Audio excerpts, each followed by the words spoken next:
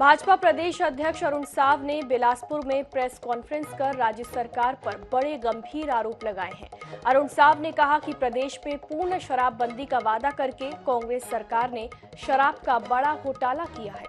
बीते 6 मई को ईडी ने अनवर ढेबर को शराब घोटाले के आरोप में गिरफ्तार किया है। ईडी ने जो प्रेस रिलीज जारी किया है उसके मुताबिक शराबबंदी का वादा कर सरकार में आई कांग्रेस ने शराब से 2000 करोड़ रुपए का घोटाला और अवैध कमाई की है। नकली शराब दुकानों में बिक्री की गई, ऑफ द रिकॉर्ड शराब की बिक्री की गई, शराब गोदाम से शराब दुकानों तक पहुंची, इसमें करोड़ों का करप्शन किया गया। राज्य की सरकार देश के कांग्रेस पार्टी के लिए एटीएम का काम कर रही है। वहीं साव ने पूरे मामले की सुनवाई फास्ट ट्रैक कोर्ट में चलाने की मांग की। ये प्रेस रिलीज जारी किया है ईडी ने, अनवर ढेबर की गिरफ्तारी हुई है। 2000 करोड़ रुपए के शराब घोटाले के आरोप में गिरफ्तारी हुई है। तो ये छत्तीसगढ़ की गरीब जनता की लूट कर रही है राज्य की सरकार। किस प्रकार से छत्तीसगढ़ के गरीब जनता की गाढ़ी कमाई का पैसा लूटा जा रहा है और इतना बड़ा शराब घोटाला और ऐसे घोटालेबाज सरकार जिसने शराबबंदी का वादा करके सत्ता हासिल की है और आज इतना बड़ा शराब घोटाला कर रही है। छत्तीसगढ़ में राम राज्य है, ऐसा कहना है कांग्रेस प्रदेश अध्यक्ष मोहन मरकाम का। दरअसल छत्तीसगढ़ प्रवास के दौरान भिलाई पहुंचे ज्योतिष पीठ के शंकराचार्य स्वामी अविमुक्तेश्वरानंद सरस्वती ने अपनी बात फिर दोहराते हुए कहा कि धर्म और राजनीति को अलग अलग रखना चाहिए। उनका ये भी कहना है कि सबके कल्याण के लिए राम राज्य जरूरी है। शंकराचार्य के बयान पर पीसीसी चीफ मोहन मरकाम ने कहा कि छत्तीसगढ़ में राम राज है, हम भगवान राम महात्मा गांधी के दिखाए रास्ते पर चल रहे हैं। इसलिए होना चाहिए क्योंकि धर्म का क्षेत्र अलग है और राजनीति का क्षेत्र अलग है। राजनीति केवल भौतिकता में विश्वास रखती है, धर्म भौतिक और अभौतिक दोनों पर विश्वास रखता है। राजनीति केवल एक लोक पर विश्वास करती है, धर्म इहलोक और परलोक दोनों की बात करता है। तो इसलिए दोनों में अंतर है और दोनों को मिला देना सही नहीं। देखिए, राम राज्य ही अंततः एकमात्र समाधान है। अगर ये अवधारणा की गई है कि राज्य होगा जो सबके कल्याण की बात सोचेगा, सब सुखी रहेंगे, तो फिर वो कार्य राम राज्य के द्वारा ही संभव है। छत्तीसगढ़ में तो राम राज्य ही है। हम भगवान राम के दिखाए रास्ते पर, महात्मा गांधी जी के दिखाए रास्ते पर हमारी सरकार चल रही है। सभी का सम्मान, सबका साथ और सभी का विकास। उसके साथ साथ भगवान रामचंद्र जी के जो जिन पद चिन्हों पे, जिन रास्ते पे चले हैं, उन रास्तों का विकास करने का काम हमारी सरकार कर रही है। माता कौशल्या का भव्य मंदिर हमारी सरकार ने बनाया है। भारतीय जनता पार्टी तो सिर्फ अपनी राजनीतिक स्वार्थ के लिए, अपनी राजनीतिक रोटी सेकने के लिए भगवान राम का नाम का उपयोग करते हैं, मगर हम काम करके दिखाते हैं और हमारी सरकार ने काम करके दिखाया है। तो आप तो राम के होने पर सवाल करने वाले लोग हैं। आप क्या राम राज्य की कल्पना कर पाएंगे? राम का अपमान कितना बार किया, ताला कौन लगाया था राम के मंदिर में, वो क्या सवाल करेंगे? राम राज्य का मतलब समझते हैं? जब अंतिम व्यक्ति तक विकास और न्याय का प्रतीक हो। कौन सा विकास पहुंच रहा है? केवल तथाकथित कुछ लोगों को भ्रष्टाचार के माध्यम से आप पैसा पहुंचा रहे हैं। इसके अलावा आप क्या आम गरीब तक चिंता कर पा रहे हैं? छत्तीसगढ़ में बजरंग दल को लेकर सियासत जारी है। भाजपा सह प्रभारी नितिन नबीन ने इस मामले पर रायपुर में कहा कि कांग्रेस ने पहले राम को अस्वीकार किया, अब बजरंग बली पर पाबंदी की बात कर रहे हैं। भारतीय संस्कृति सभ्यता को चोट पहुंचाने पर कांग्रेस का नाश हुआ है। नितिन नबीन ने बीरनपुर में हुए भुवनेश्वर साहू की हत्या पर मंत्री रविंद्र चौबे की चुप्पी पर भी सवाल खड़े किए हैं। सीएम बघेल को अपशब्द कहने वाले बालक का वीडियो सार्वजनिक करने पर उन्होंने कहा कि बालक का चेहरा सार्वजनिक कर दिया, उसकी सुरक्षा का मामला आ गया है। अब आपने बजरंग बली के उपासक को और बजरंग बली को चुनौती दी है, तो निश्चित रूप से ये आपके अंत होने का समय आ गया है और राजनीतिक रूप से हम मानते हैं कि कांग्रेस समाप्ति की ओर जो जा रही है उसके मूल कारण है कि उसने भारतीय संस्कृति, भारतीय सभ्यता पर चोट की है। यही कांग्रेस के नाश का कारण बन रहा है। अब आपने बजरंगबली के उपासक को और बजरंगबली को चुनौती दी है, तो निश्चित रूप से ये आपके अंतिम अंत होने का समय आ गया है। और राजनीतिक रूप से हम मानते हैं कि कांग्रेस समाप्ति की ओर जो जा रही है उसके मूल कारण है कि उसने भारतीय संस्कृति, भारतीय सभ्यता पर चोट की है। आप क्या राम राज्य की कल्पना कर पाएंगे? राम का अपमान कितना बार किया, ताला कौन लगाया था राम के मंदिर में? वो क्या सवाल करेंगे? राम राज्य का मतलब समझते हैं? जब अंतिम व्यक्ति तक विकास और न्याय का प्रतीक हो। कौन सा विकास पहुंच रहा है? केवल तथाकथित कुछ लोगों को भ्रष्टाचार के माध्यम से आप पैसा पहुंचा रहे हैं। इसके अलावा आप क्या आम गरीब तक चिंता कर पा रहे हैं?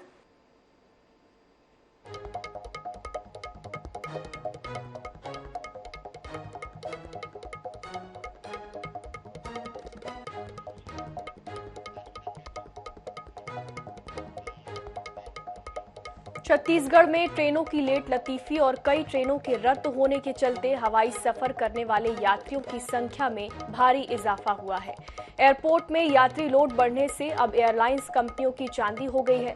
मौके का फायदा उठाते हुए एयरलाइंस कंपनियों ने एयरफेयर 3 गुना तक बढ़ा दिए हैं।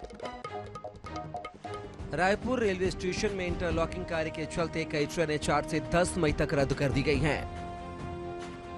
हावड़ा, मुंबई और दिल्ली रूट पर चलने वाली कई ट्रेनें घंटों देरी से चल रही हैं, जिसकी वजह से लोग अब हवाई सफर को प्राथमिकता दे रहे हैं। ऐसे में पिछले कुछ दिनों में रायपुर से दिल्ली, मुंबई समेत अन्य मेट्रो सिटी तक हवाई सफर करना काफी महंगा हो गया है।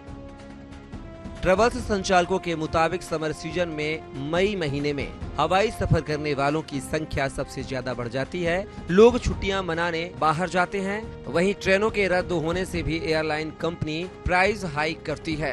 अभी कई एयरलाइंस ने फेयर 3 गुना तक बढ़ा दिए हैं। देखिए, साल भर में सबसे ज्यादा पैसेंजरों की संख्या अगर होती है तो मई महीने में होती है। और कोविड के बाद वैसे भी टूरिज्म बहुत तेजी से बढ़ा है, तो उसका वो भी एक कारण है कि यात्रियों की संख्या बहुत जल्दी शूटअप कर गई है। और दूसरा एक कारण ये भी कि ट्रेन जो बहुत सारी कैंसिल हुई है, जैसे बॉम्बे के लिए बहुत सारी ट्रेनें कैंसिल हुई है। तो आज किराया बॉम्बे का जो 6,500-7 हज़ार होता था वो आज 20,000 से ऊपर चला गया है। दिल्ली का आप किराया देखेंगे तो वो 17-18 हज़ार के आसपास चला गया है। तो उसका एक ही कारण है, एक तो पीक सीजन है और दूसरा ट्रेनों का जो कैंसिलेशन है, ये भी एक कारण है। एयरपोर्ट पर यात्री लोड बढ़ते ही एयरलाइंस कंपनी बेलगाम होकर मनमाना किराया बढ़ा रही है। वहीं जानकारों का कहना है कि डीजीसीए द्वारा डोमेस्टिक फ्लाइट्स में कमी करने के कारण भी फेयर बढ़े हैं। अब देखना होगा हवाई सफर करने वाले यात्रियों को कब तक महंगा सफर करना पड़ेगा। INS 24/7 के लिए रायपुर से स्वप्निल गौरखेड़ी की रिपोर्ट।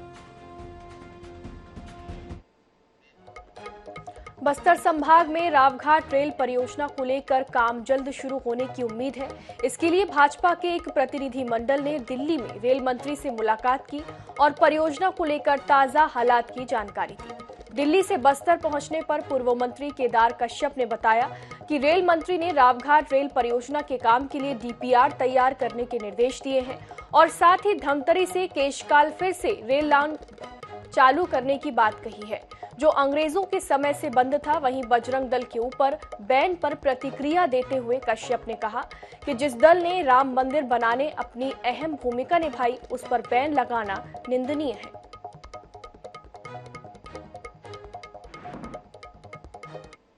प्रभारी माननीय श्री ओम माथुर जी ने जिस तरीके से मार्गदर्शन दिया और रेल मंत्री से मिलाया और रेल मंत्री के माध्यम से जो जो मांगे थी यहाँ की, उन मांगों को सहर्ता से स्वीकार किया और जुलाई तक उन्होंने इसका DPR बनाने के निर्देश दे दिए हैं। और दोनों ओर से रावघाट का जो काम है, रेलवे का काम, ये दोनों ओर से प्रारंभ होगा। और उसके अलावा जो हमारे चलते हैं धमतरी से कांकेर होते हुए जो बोरई वाला जो पुराना जो 1917-18 का जो रेलवे लाइन है, जो पहले लकड़ी के कहते हैं उसके लिए ट्रांसपोर्टिंग के लिए किया जाता था, उसके सर्वे के लिए भी उन्होंने सहमति जताई है।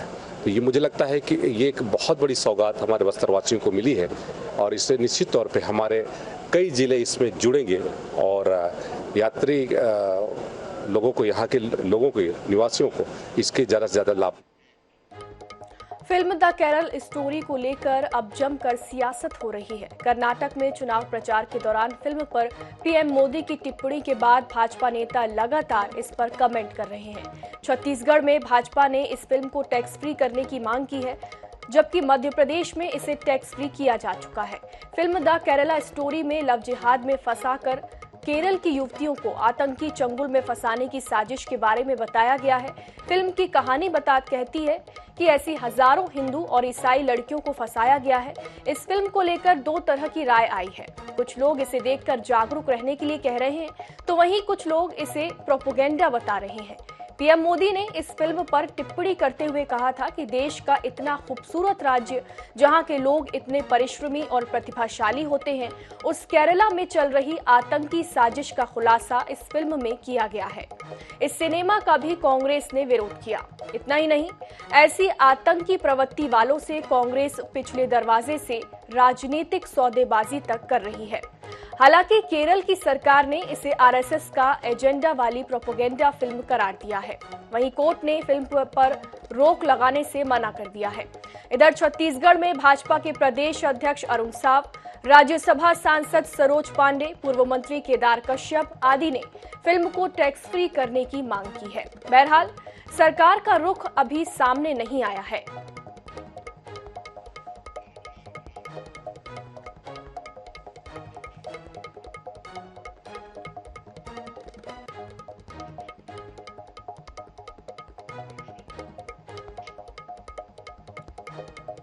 केरल स्टोरी देखने के लिए आई हुई हूँ और इस फिल्म में जिस प्रकार से लव जिहाद, धर्मांतरण, इन विषयों को रखा गया है, मुझे लगता है कि ये समय है जब वामपंथी विचारधाराओं के साथ में एक पूरे देश में ऐसा चक्र चल रहा है जिसे आने वाले समय में रोकना बहुत ज़रूरी है। मैं छत्तीसगढ़ के मुख्यमंत्री भूपेश बघेल जी से भी ये मांग करती हूँ कि वो इस फिल्म को टैक्स फ्री करें और सभी लोगों को छत्तीसगढ़ में इस फिल्म को देखना चाहिए। 4 साल के कांग्रेस के कुशासन में आज छत्तीसगढ़ भी ऐसे ही बारूद पर बैठा हुआ है। ये केवल केरल की स्टोरी नहीं है, ये बंगाल की स्टोरी है, ये भारत की स्टोरी है, ये छत्तीसगढ़ की स्टोरी है। इसलिए इस स्टोरी को सभी बच्चियों को देखना चाहिए और किस प्रकार से आतंकवादी गतिविधियां बढ़ रही हैं, ये आतंकवादी गतिविधियों में लोगों को किस प्रकार से लिप्त किया जाता है, ये फिल्म ये बताती है। मुझे लगता है कि हमको अपने धर्म की शिक्षा भी देनी चाहिए और उसके साथ साथ हमारे ये जो स्टोरी है, इस द केरला स्टोरी, उस फिल्म के माध्यम से उसकी वास्तविकता, क्योंकि इस प्रमाणित हो चुका है कि ये वास्तविक घटना है और वास्तविक घटना के आधार पर ये फिल्म बनाई गई है, तो ये फिल्म के माध्यम से एक संदेश हमारे बच्चों को भी देना चाहिए। मैं तो मांग करूंगा कि यहाँ पर छत्तीसगढ़ में, क्योंकि कांग्रेस की सरकार है, लेकिन कांग्रेस की सरकार इसको टैक्स फ्री करेगी कि नहीं करेगी, लेकिन इस फिल्म को यहाँ पर भी टैक्स फ्री होना चाहिए ताकि ज़्यादा से ज़्यादा बच्चों को इससे शिक्षा मिल सके। द केरला स्टोरी एक ऐसी फिल्म है जिन बेटी मन ला सचेत करे वाले, बेटी मन ला जागरूक करे वाले और बेटी मन ला सुरक्षित करे वाले ये संदेश दे वाले फिल्म है कि कौन कसम से बेटी मन के माध्यम से राष्ट्र विरोधी ताकत मन ये देश के खिलाफ षड्यंत्र करत है और सरकार ने विनती करत हमें कि ये फिल्म ला टैक्स फ्री करे। धर्म समाह में शामिल होने कवर्धा पहुंचे शंकराचार्य स्वामी अविमुक्तेश्वरानंद सरस्वती ने बड़ा बयान दिया है। शंकराचार्य स्वामी अविमुक्तेश्वरानंद सरस्वती ने बजरंग दल को लेकर कहा कि किसी भी संस्था को बैन करना उचित नहीं है। वहीं साईं बाबा को लेकर शंकराचार्य ने कहा कि साईं न भगवान के रूप में पूजनीय है और न ही गुरु के रूप में पूजनीय है। दरअसल कवर्धा में 9 दिवसीय रुद्र महायज्ञ, श्रीमद् भागवत कथा और राम कथा का रविवार को शुभारंभ हुआ। इस अवसर पर पहले दिन विशाल कलश यात्रा निकाली गई। कलश यात्रा में 11,000 से ज्यादा महिलाओं ने शामिल होकर नया कीर्तिमान स्थापित किया। कहते हैं हम धर्मनिरपेक्ष पार्टी हैं, फिर कहते हैं कि हम धर्मनिरपेक्ष देश को धर्मनिरपेक्ष मूल्यों के आधार पर संचालित करेंगे, लेकिन जब चुनाव आता है तो धार्मिक मुद्दे ही पकड़ लेते हैं। एक उसका विरोध करता है, एक उसका समर्थन करता है और ले दे करके धार्मिक मुद्दा ही रह जाता है। जिसकी ज़्यादा अच्छाई है उसको अच्छा कहा जाता है और जिसमें ज़्यादा बुराई होती है उसको बुरा कहा जाता है। तो आप किसी संस्था को सीधे बैन कर दें, ये कहाँ, या बैन करने की बात करें, ये कहाँ तक उचित है? क्या बजरंग दल ने कुछ अच्छा काम नहीं किया?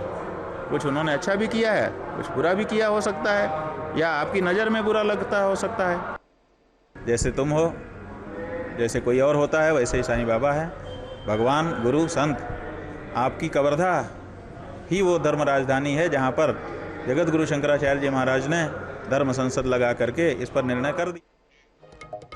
बिलासपुर में बदमाश मेडी और अकबर खान के गैंग के बीच गैंगवार हुआ है। जानकारी के अनुसार मेडी के नाम से मशहूर रितेश पर कई केस भी दर्ज हैं।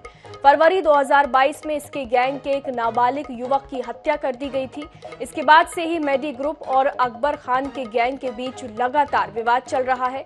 अब इस तरह से जानलेवा हमले की घटना सामने आई है, जहां हथियारों से लैस बदमाशों ने दूसरे गैंग के एक युवक पर जानलेवा हमला कर दिया।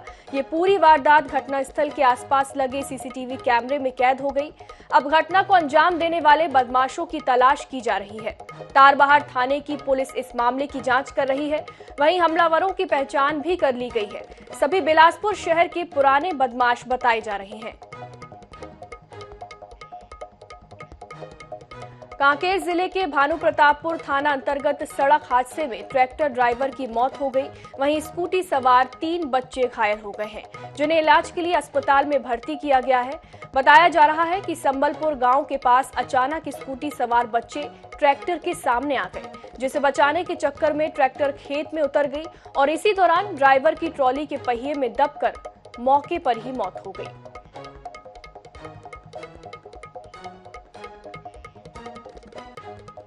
रतनपुर महामाया मंदिर में रविवार को सामूहिक उपनयन संस्कार का आयोजन किया गया। इस साल 250 ब्राह्मण बालकों ने सामूहिक उपनयन संस्कार कराया। बता दें कि विगत 23 सालों से सिद्ध शक्तिपीठ मां महामाया देवी मंदिर ट्रस्ट ये आयोजन कर रही है। साल 2000 से आज तक करीब 5000 ब्राह्मणों का उपनयन संस्कार कराया जा चुका है।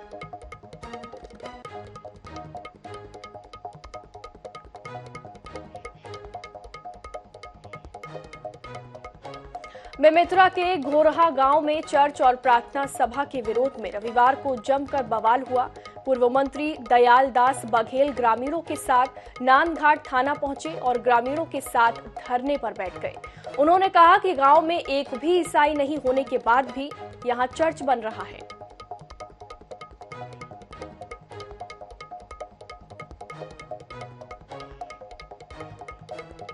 आज के दौर में हर किसी के पास अपनी खुद की गाड़ी है, चाहे गाड़ी नई हो या सेकेंड हैंड। राजधानी रायपुर में हर साल 40,000 से ज्यादा पुराने वाहनों की खरीदी बिक्री होती है। इन गाड़ियों का कारोबार करने वाले 100 से ज्यादा डीलर्स हैं, जिनके लिए केंद्र सरकार ने एक नया आदेश जारी किया है। इसके तहत अब इन डीलर्स को लाइसेंस लेना होगा।